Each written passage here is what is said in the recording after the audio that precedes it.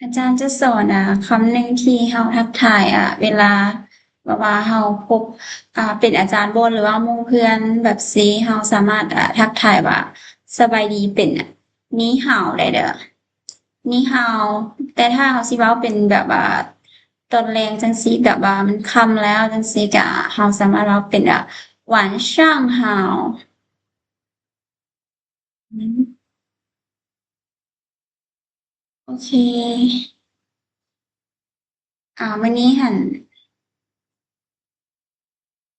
วันนี้เราสิมาเรียนตัวคำสรรพนามก็คือเป็นคำที่แบบว่าเราใช้เอิ้นแทนชื่อของคนเฮานี่น่ะหรือว่าสิ่งของอหยังจั่งซี้อ่า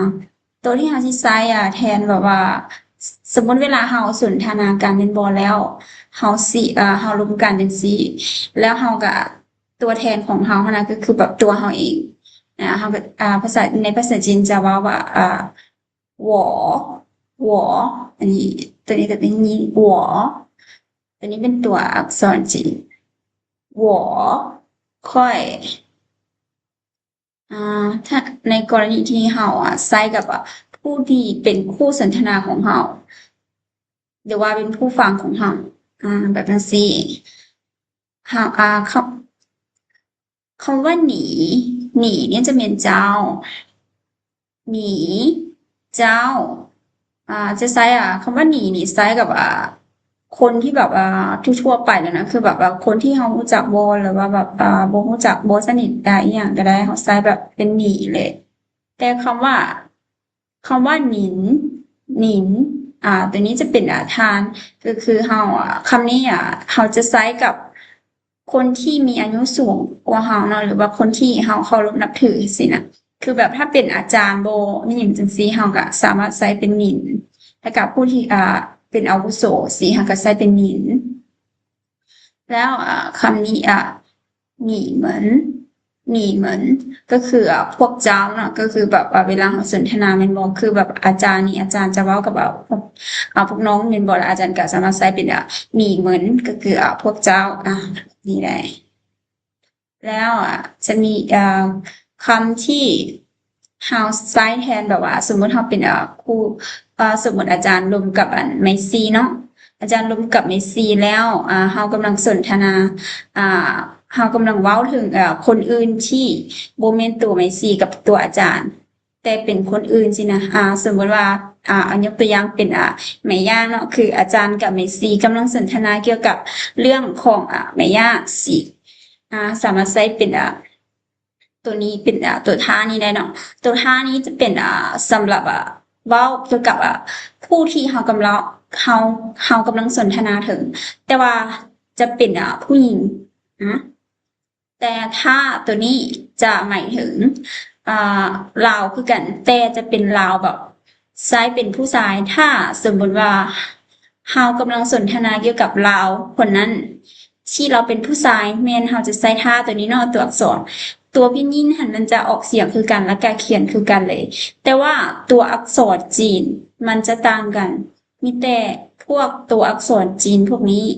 พวกน้องต้องได้ไปคัดคืนเพื่อให้พวกน้องจือแล้วเวลาพวกน้องไปเห็นบทความหรือว่าไปเห็นข้อความที่เขาเจ้าให้มาหรือว่าเวลาลงการสีแล้วให้พวกน้องเข้าใจนะแล้วพวกน้องเห็นแล้วพวกน้องจึงรู้นะโอเคอันนี้เป็นท่าเราผู้ชาย ถ้าเราผู้หญิงกับ他们他们จะเป็นพวกเขาสิพวกเขาที่สมมุติเรากำลังสนทนาถึงพวกเขาเนาะเป็นพวกที่แบบว่าบ่ได้อยู่ในแบบว่าเราบ่ได้สนทนากันแต่ว่าเป็นคนที่เรากำลังเว้าถึงแต่เป็นพวกเขาที่แบบหลายๆคนสิแล้วก็ตัวนี้ก็จะเป็นท่าตัวนี้ก็ออกเสียงคือกับท่าสองตัวถึงเนาะแต่ว่าตัวนี้หันแต่ว่าตัวอักษรจีนของมันหันจะต่างไปตัวท่านี่จะเป็นคำว่ามันเนาะก็คือเราจะใช้แทนพวกสัตว์บ่หรือพวกสิ่งของบ่อหยังซี้เราก็ใช้ท่าประมาณนี้โอเคเดี๋ยวอาจารย์สิมาอ่านจาก2รอบเนาะแล้วอาจารย์สิให้แต่ละคนอ่านเนาะเพราะว่าพวกนี้เดี๋ยวนี้ต่อไปก็คือเราต้องได้อ่านทุกตัวเลยเพราะว่า มันจะเป็นคำที่เราจะต้องได้ใช้อยู่ในชีวิตประจำวัน我快你找您ท่าน你们พวกเจ้าถ้าเราผู้ชายถ้าเราผู้หญิง他们พวกเขาถ้ามันที่เป็นสัตว์หรือว่าสิ่งของนะ我ค่อย你เจ้า您ท่าน你们พวกเจ้า他เราถ้าเรา他们พวกเขาถ้ามัน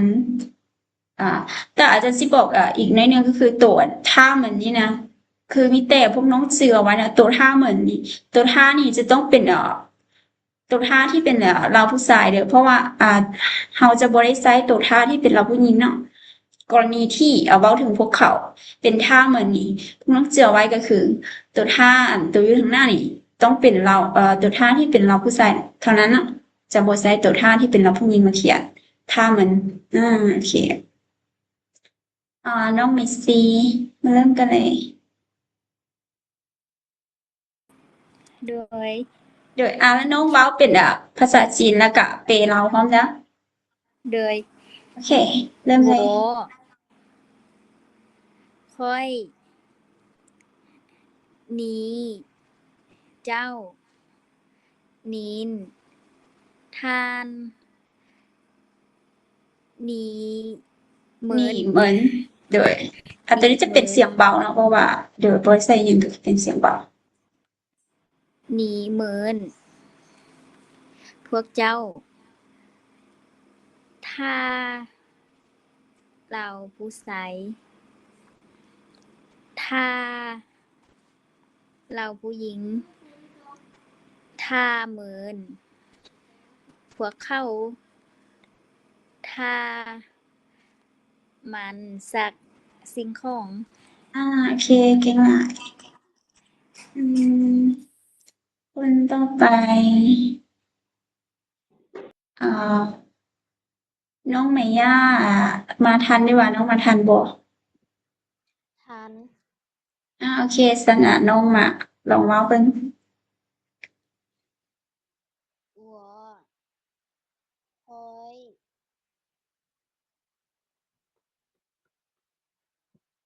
我会你你你你对找您你看您看你你们们你们พวกเจ้า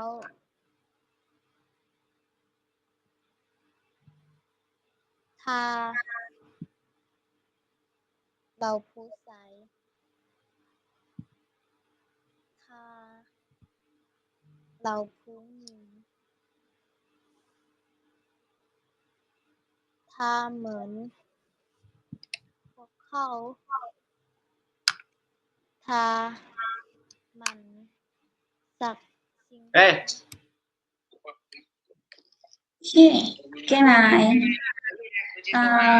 คนต่อไปน้องคนที่เปิดไมค์อยู่หันน้องซื้อหยังน้องซื้อแพงบ่แมนโดยน้องโพสี่อ่านได้บ่หรือว่ายังแบบโอเคลองอ่านเบิ่ง我会你เจ้า您ท่าน หนีเหมือนพวกเจ้าถ้าเราผู้ชายถ้าผู้หญิงถ้าเหมือนพวกเขาตัวนี้อันบ่เป็น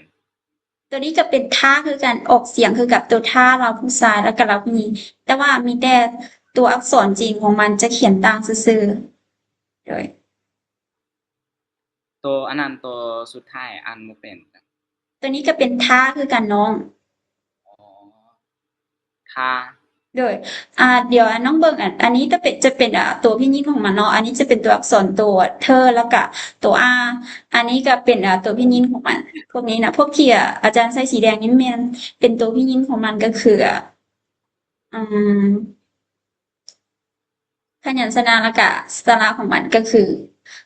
ตัวเดียวกันแล้วก็ออกเสียงแบบเดียว แต่ว่าตัวอักษรจีนของมันที่เวลาสิไปใส่ตัวจริงหั่นมันจะต่างซื่อๆมีแต่พวกน้องต้องจืออันนี้เอาไว้ มีแต่ต้องได้ไปขัดคืนมันจึงสิจือโอเคอ๋อก็ดีโอเคเก่งหลายแล้วเดี๋ยวคนต่อไป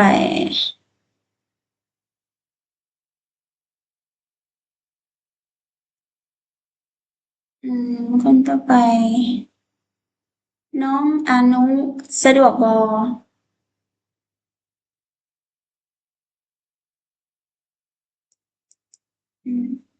โอเคบ่เป็นหยังน่าจะบ่สะดวกอ่ามื้อนี้มีน้องอีก2คนที่เข้ามาใหม่แม่นบ่น้องคนที่ซ้ายเทคโนแม่นบ่น้องชื่ออิหยัง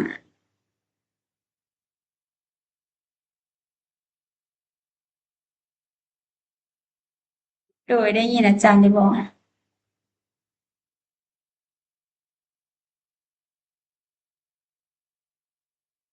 โอเคบ่เป็นหยังน้องคนที่ซ้าย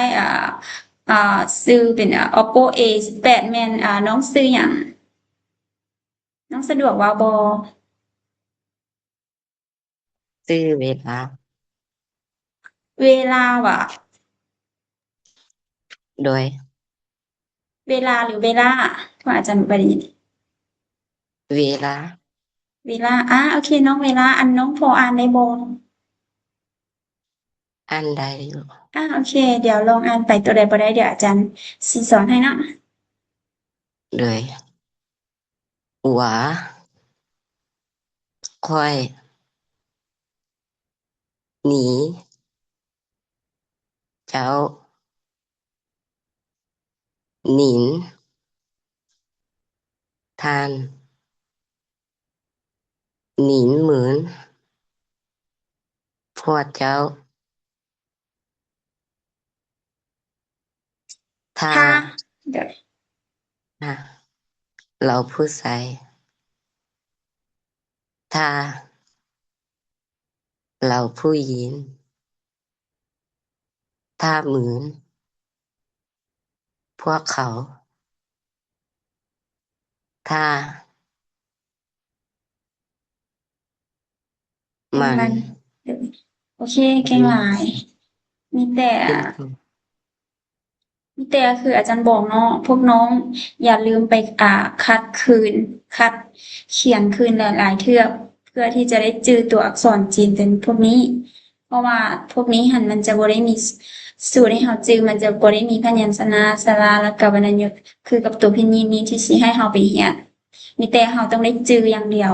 ฉะนั้นทุกคนใช้เวลามื้อหนึงประมาณ30หรือว่าชั่วโมงหนึงก็ได้เนาะไปคัดประมาณมื้อหนึงประมาณถ้าพวกน้องทันก็คือ5ตัวอักษรก็ได้อ่าคัดทุกๆมื้อเรียนทุกๆมื้อก็คือหลายๆมื้อ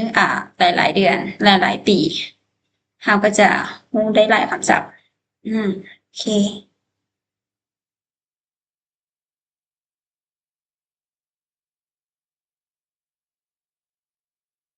อาจารย์สิพาพวกเรา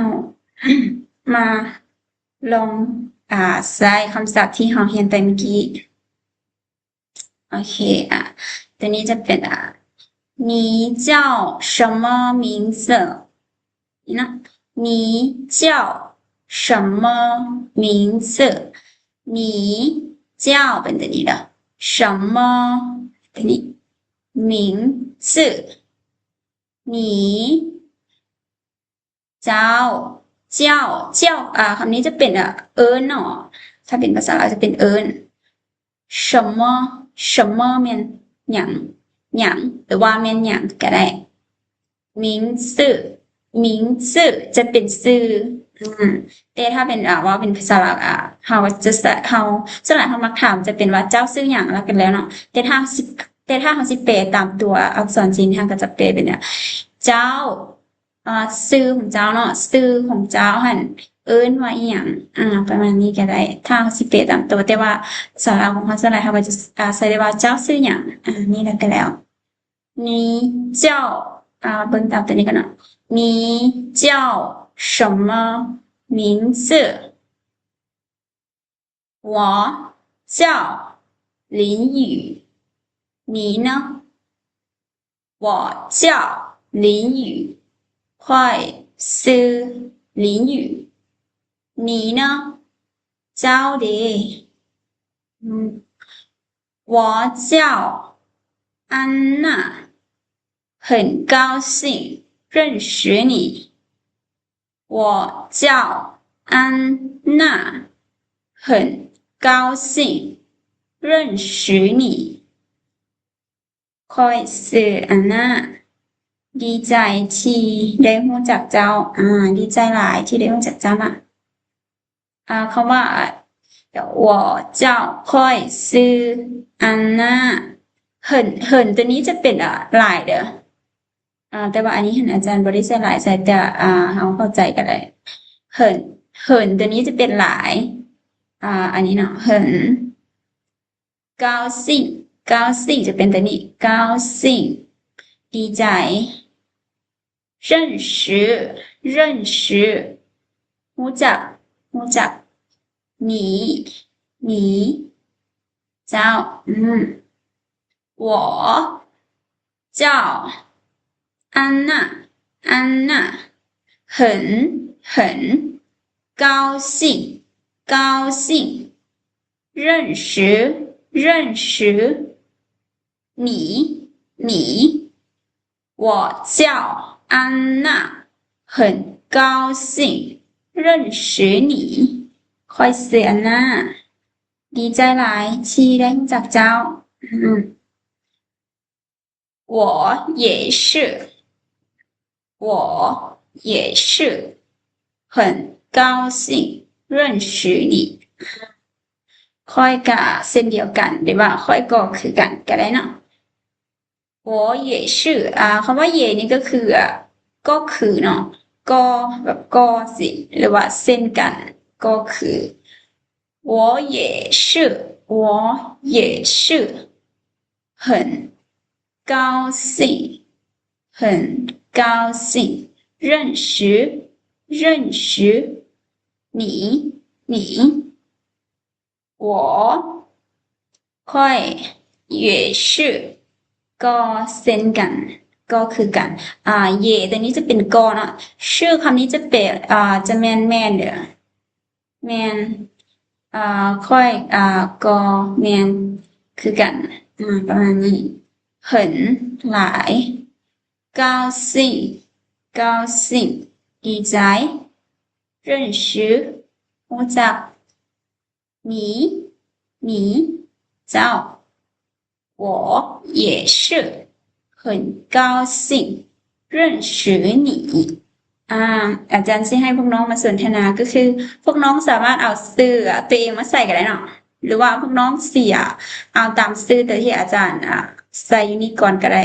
แต่ว่าถ้าพวกน้องเอาชื่อพวกน้องก็จะเห็นให้พวกน้องอาจจะจื้อได้ไว้ก่อนที่เอาชื่อของอาจารย์ไปใส่นะโอเคเดี๋ยวอาจารย์สิเว้าอีกจักประมาณ2รอบเนาะแล้วให้พวกน้องลองมาสนทนาเบิ่งว่าพอสิได้บ่ถ้าบ่ได้ตัวใดเดี๋ยวอาจารย์สิสอนโอเค你叫什么名字你叫什么名字我叫林雨你呢我叫林雨你呢我叫安娜，很高兴认识你。我叫安娜，很高兴认识你。我也是，很高兴认识你。我也是，很高兴认识你。OK，เดี๋ยวอ้ออาจารย์ไปไวแม่นบ่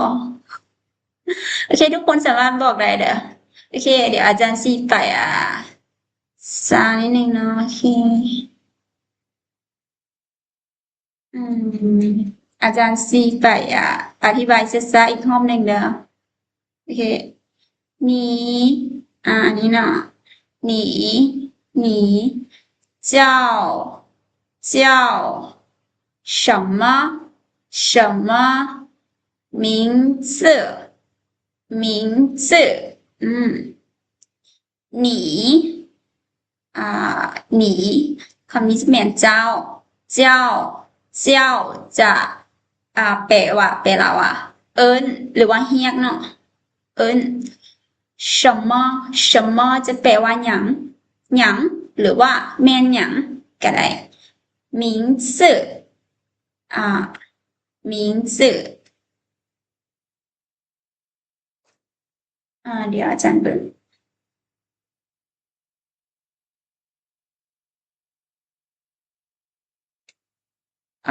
น้องว่าอิหยัง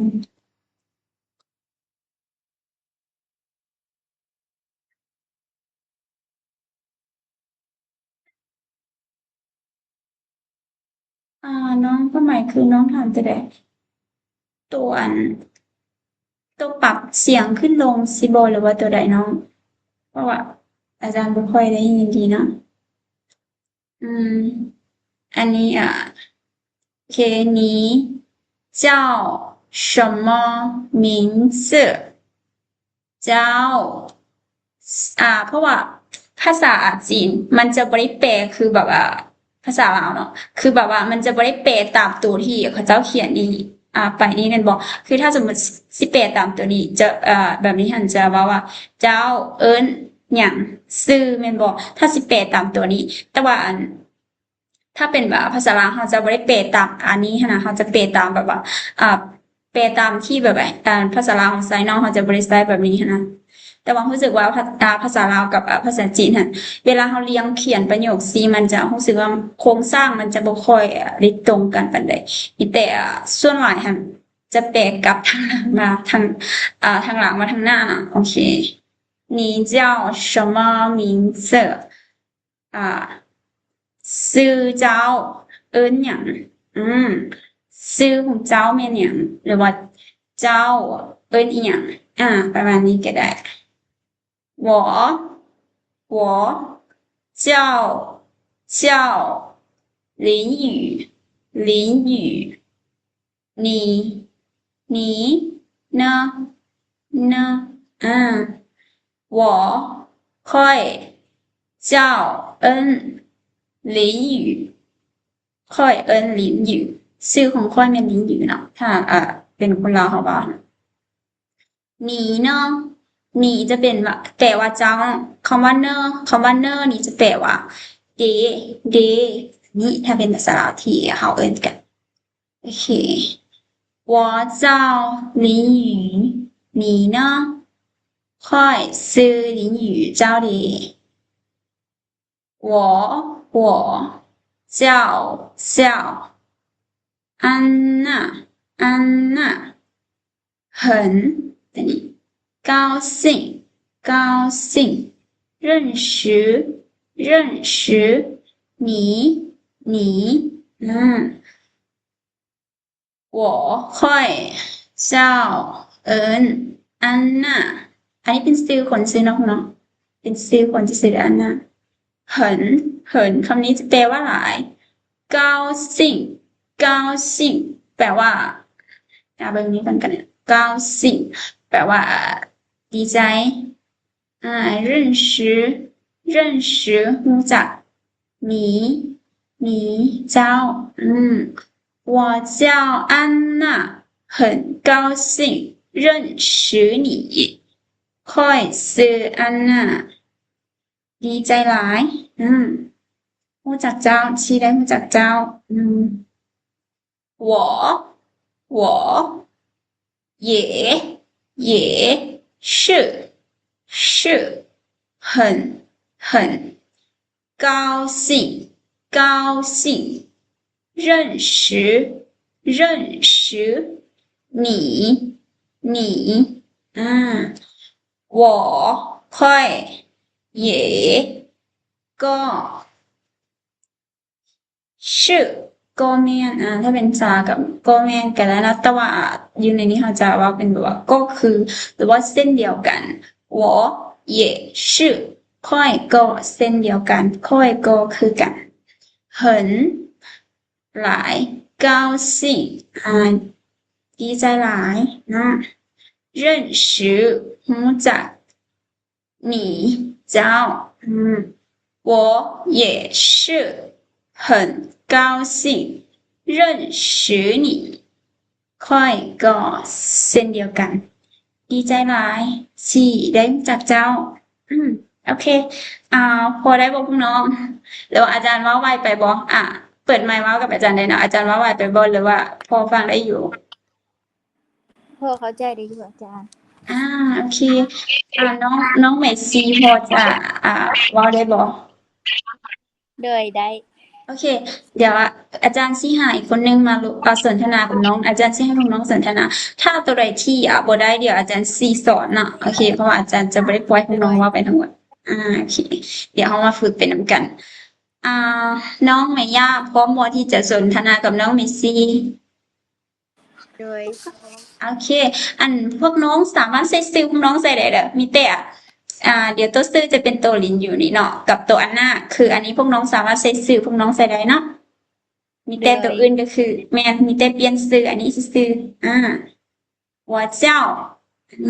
เดี๋ยวให้เมซี่เป็น A เนาะแล้วให้ไมย่าเป็น B เด้อเลยโอเคเริ่มเลย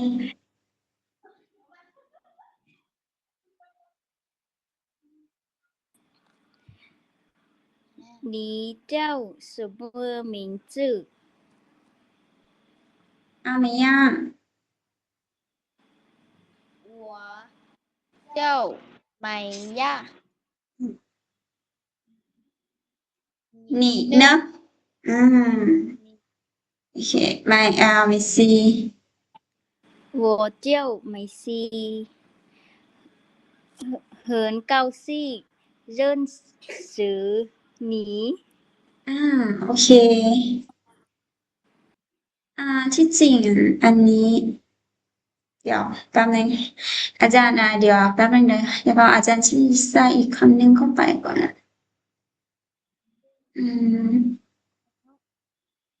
ได้เนาะอาจารย์น่าจะใส่คำว่าหนีเห่านี่ค่ะ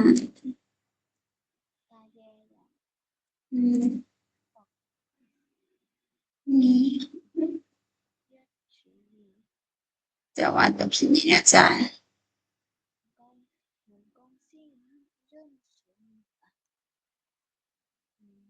โอเคพอได้บอกเพราะว่าอาจารย์ตัวพิมพ์นี่มันต้องได้ไปเสิร์ชอยู่อีก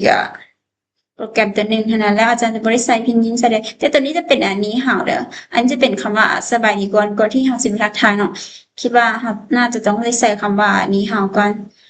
โอเคเดี๋ยวโดยเมื่อกี้มีแต่น้องเมซี่น้องเมย่ายังบ่ได้ต่อตัวนี้เทื่อนั้นบ่แมนโอเคน้องเมย่ามาต่อตัวนี้ก่อนแล้วค่อยสลับกัน我也是很高兴认识你โอเคเดี๋ยวโอเคแล้วเดี๋ยวอาจารย์ซี่วางสายไปก่อนเดี๋ยวเพราะว่ามันเตือนแล้วเดี๋ยวพวกน้องกดเข้าลิงก์ใหม่เดี๋ยวแล้วเราค่อยมาอ่านต่ออีกโอเคบ่เลยโอเคแล้วเดี๋ยวมาอ่านต่ออีก